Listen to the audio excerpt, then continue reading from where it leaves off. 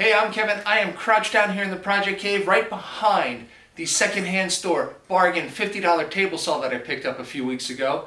And we had to stop putting it together because the rail that the fence rides on needs to step back from the table about 3/4 of an inch. Well, the other day I picked up some spacers so we can get that rail put on, and then our fence will be able to move back and forth freely, and this thing will be just about done. Let's get it put back together and take a look. Okay, we got the fence here. We're going to pick our rail up, put it in here, slide it over to roughly where the zero on the will be. We'll get an idea of where to put this. And so it's roughly right about here. All right.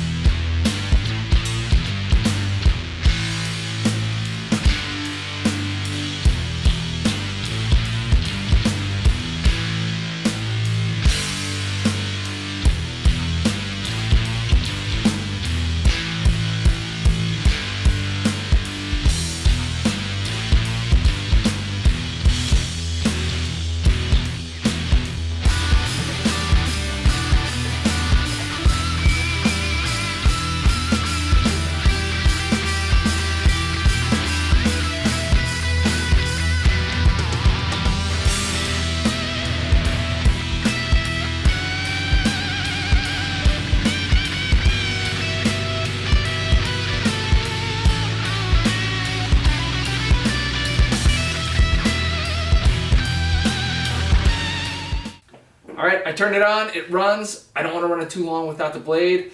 Also, this is an old belt, so I just want to be cautious. I don't know if it's good for the motor to not have any sort of load on it, so we're going to not do anything. I don't know how much more I'm going to do for the restoration of this particular saw.